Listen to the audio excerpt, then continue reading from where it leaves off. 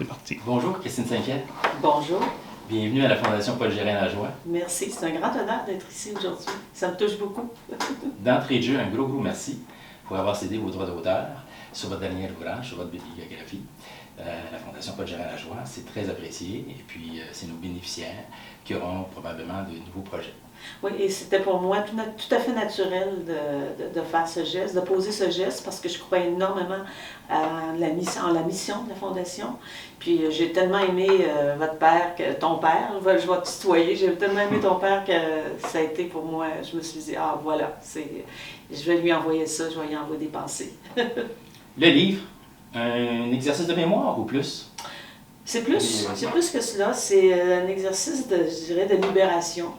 C'est un livre qui est né d'un deuil, qui est né du deuil de ma sœur, plus jeune que moi, en 2018. Et un ancien collègue de Radio-Canada m'avait écrit une petite note de condoléances. Il m'a dit si tu veux écrire un jour ta biographie, je pourrais t'aider.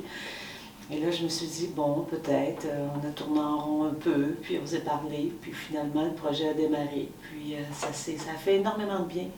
Je dirais ensuite un autre deuil, qui est moins évidemment difficile, mais qui était là quand même, c'était quand on a perdu les élections en 2018. Je perdais aussi le ministère des Relations internationales, je perdais mon équipe, je demeurais députée, bien sûr, ce qui est très important, mais il y avait un deuil à faire avec ça aussi, parce que j'aimais énormément mon travail. J'aimais beaucoup le ministère des Relations internationales et de la francophonie. Alors l'écriture, un exercice de thérapie, mais pour le faire, il faut savoir bien écrire. Oui, et je dirais que ça s'est fait à quatre mains. C'est Marc Gilbert qui a été évidemment mon collaborateur là-dedans. Alors comme je dis souvent, moi je sortais le minerai de la mine, puis lui, bien, il raffinait le minerai et ça a donné ce que ça donne aujourd'hui. Puis vraiment, je suis très très fière de ce qu'elle donne, parce qu'il a respecté ma façon de m'exprimer, ma façon d'écrire, mon rythme, la façon dont je voulais parler aussi aux gens. Je voulais que ce soit un livre qui soit très simple, mais sans être simpliste, bien évidemment, et accessible. Alors, je pense que j'ai la recette. Absolument. Pour l'avoir lu, c'est très agréable à lire, et puis c'est des petites histoires très courtes, très intéressantes sur l'histoire du Québec. 34 histoires qui commencent à mon enfance et qui se terminent en fermant la porte en 2018. Tu as eu tu as été titulaire de 2 ministères qui, quelque part, ont suivi ou ont poursuivi l'œuvre de Paul Gérin-Lajoie, soit la doctrine Gérin-Lajoie. Alors, tu as peut-être des moments importants au cours de ces 2 postes-là où tu as des souvenirs importants sur la doctrine Gérin-Lajoie et sur la poursuite de cette œuvre. En fait, c'est notre Bible. Je dirais la doctrine Gérin-Lajoie, et ça s'est fait de gouvernement en gouvernement. Je dirais qu'à chaque fois qu'on a fait un pas ou qu'on a voulu progresser sur la scène internationale, c'est inspiré de la doctrine Gérin-Lajoie. Alors, ce que ça veut dire, la doctrine Gérin-Lajoie, c'est le fait que nos compétences ici, les compétences du Québec, du gouvernement du Québec, bien, ce sont des compétences qu'on peut exercer ailleurs dans le monde. Et ça a été vraiment, je pense, un coup de génie de ton père, de vraiment faire en sorte qu'on puisse dire le Québec a sa place, on a notre spécificité, on a des choses à dire, on a des messages aussi à envoyer, et c'est par le véhicule de la doctrine Gérin-Lajoie qu'on le fait. Alors, ce qui est de juridiction fédérale demeure de compétence fédérale, pas juridiction, compétence. Ce qui est de compétences fédérales, bien sûr, on respecte ça, mais on a nos compétences aussi au Québec: santé, éducation, culture, commerce. Alors, on peut, environnement, compétences partagées, on peut jouer sur plusieurs tableaux à l'international, grâce à ton père. Puis la doctrine a fait un petit peu de tache d'huile, surtout en francophonie. Là, quand on pense à la Belgique, par exemple, quand on pense à la Suisse, ils se servent de la doctrine. Oui, on a inspiré également d'autres gouvernements.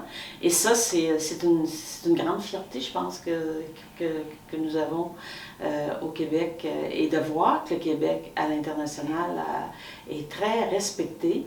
On a aussi au Québec, si on compare avec les autres États fédérés dans le monde, on est l'État fédéré le plus présent dans le monde après la Bavière. Ouais. Et encore là, c'est grâce à la doctrine Gérin-Lajoie. La diversité sur le culturel, sur la culture, c'est aussi, ça a beaucoup marqué votre présence au niveau du ministère de la Culture, non? Oui, au ministère de la Culture, on avait... l'UNESCO qui avait été avant moi. Monsieur Charest avait, avec le premier ministre Stephen Harper, obtenu cette place à l'UNESCO. On a une représentation de l'UNESCO. Nous sommes évidemment accueillis par l'ambassade du Canada à l'UNESCO. Mais là, c'était vraiment toute la question, comme tu dis, la diversité, la Convention sur la diversité la protection et la promotion de la diversité des expressions culturelles était un outil qui venait d'être adopté par l'UNESCO. Et moi, dans ma lettre mandat, le premier ministre Charest m'avait demandé de faire la promotion de cet outil-là et de faire en sorte que les pays deviennent signataires, de plus en plus de pays deviennent signataires. Donc, ça a été ça, une de mes tâches, une de mes missions quand j'étais au ministère de la Culture. Alors, j'avais un rôle à jouer à l'international. Puis, Monique Gagnon-Tremblay, qui était très généreuse, vraiment me laissait jouer ce rôle. Et vraiment, j'étais très, très, très contente de pouvoir le faire. Du ministère de l'Éducation, il n'y avait pas d'intérêt de ce côté-là? Ben, comme tu sais, c'est pas le ministre qui choisit son ministère, c'est le premier ministre. Puis il nous le rappelle souvent, d'ailleurs, M. Charest nous le rappelait souvent. Mais il disait d'ailleurs des sous-ministres, il disait ne dites jamais que mon sous-ministre, c'est mon sous-ministre à moi, c'est pas votre sous-ministre. Vraiment, non, le ministère de l'Éducation, peut-être que j'aurais trouvé la marche trop haute, peut-être que c'était des grandes chaussures à chausser, mais c'est un ministère qui est vraiment important là, dans la mission. C'est le deuxième budget de la mission. Maintenant que tu le dis, peut-être que j'aurais dû lever la main, mais je dirais qu'un ministère qui est étonnamment, peut-être pour certaines personnes, il y a un ministère qui m'aurait intéressé, c'est le ministère de l'Agriculture. Oui. Moi, je suis d'origine, on le voit dans le livre, on le lit dans le livre, je suis d'origine, évidemment, je viens du monde rural, j'ai grandi sur une ferme. Et si on avait pensé à moi pour le ministère de l'Agriculture, j'aurais aimé ça. Mais j'aimais beaucoup, beaucoup, beaucoup ce que je faisais aussi. L'agriculture aujourd'hui, avec toute la question de la sécurité alimentaire et de l'autosuffisance, il y a énormément de travail à faire. Ouais. Et dans les pays, d'ailleurs, comme l'Afrique, les pays africains, dans les grandes priorités, c'est le développement de l'agriculture. L'électricité, une chose dans laquelle un domaine dans lequel nous sommes très bons. Et l'agriculture, on a un modèle extraordinaire en agriculture qu'on a développé avec tout le modèle coopératif. Quand on a ouvert notre représentation du Québec à Cuba, sous le gouvernement de M. Couillard, moi j'avais travaillé pour qu'on ouvre cette représentation-là. Et ce qui les intéresse énormément, les Cubains, c'est ce modèle qu'on a développé au fil des ans au Québec, qui est un modèle plus socialiste, si vous voulez, qui est notre modèle coopératif. La Fondation est de plus en plus impliquée d'ailleurs dans le domaine de l'agriculture. C'est notre grand domaine en ce moment. Bon, ben, tant mieux. Et je pense qu'il y a beaucoup de travail à faire de ce côté-là. Peut-être une petite dernière question en fonction de ce qu'on vit présentement, la pandémie, le COVID-19. Quand on regarde les sommes phénoménales, exponentielles qui sont mises par les gouvernements autour de la planète, il y a un autre fléau aussi sur lequel Paul Gérin-Lajoie s'est beaucoup attaqué, c'est-à-dire la pauvreté dans le monde. Oui.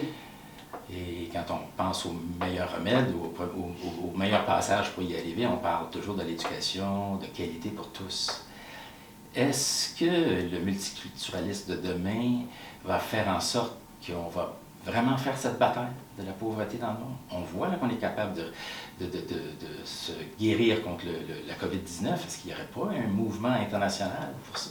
Bien, je pense que tu as tout à fait raison, mais ton père avait compris que c'est par l'éducation qu'on sort de la pauvreté. Lorsqu'on a accès à l'éducation, on a accès à du savoir, puis on enrichit une population. On l'enrichit intellectuellement, puis on l'enrichit aussi financièrement.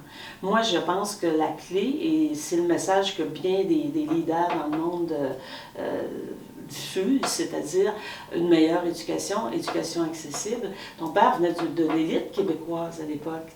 Lui, il n'a pas été élevé sur une ferme comme moi, puis il n'est pas allé à l'école de rang, mais il avait compris très rapidement que c'est par l'éducation qu'on allait enrichir le Québec, qu'on allait sortir le Québec de sa pauvreté, autant intellectuelle que financière. Puis moi, j'y crois énormément. Puis je pense que ce que je veux aussi livrer dans ce livre-là, c'est oui, c'est un hommage à ton père, parce que quand vous lirez le livre, j'espère que vous allez le lire à très grand nombre, Vous allez voir l'histoire du Québec, comment le Québec évolue. J'ai été journaliste pendant 30 ans, ensuite ministre pendant 10 ans, et comment le Québec a évolué de façon fulgurante au cours des 50 dernières années. Parfois, on se plaint, on se dit on n'a pas assez de ci, assez de ça, mais si on regarde le parcours incroyable des Québécois au cours des 50 dernières années, c'est incroyable, c'est énorme.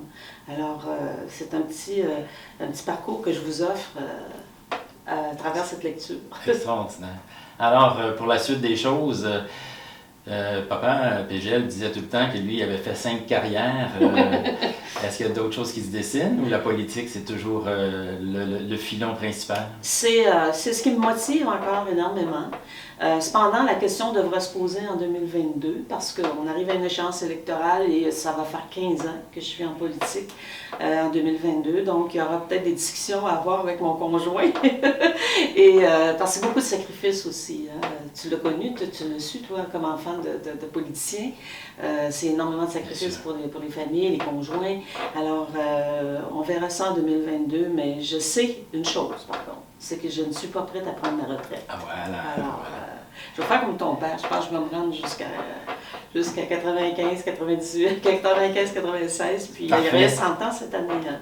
Oui, exactement. 2020, ce serait le 100e anniversaire, Exactement. alors on lui fait un petit clin d'œil. Apparemment, ça se vend déjà très très bien. C'est ce que mon éditeur m'a dit. J'étais très fière de savoir que les 6 premières semaines avaient été très bonnes. Et lorsque les gens comprennent qu'en même temps, en achetant le livre, ils font un don à la Fondation Paul Gérin-Lajoie parce que je ne touche pas les droits d'auteur, bien, vous posez aussi un geste en reconnaissance à Paul Gérin-Lajoie qui aurait eu 100 ans cette année. Christine Saint-Pierre, merci beaucoup. Merci. C'est vraiment des pros.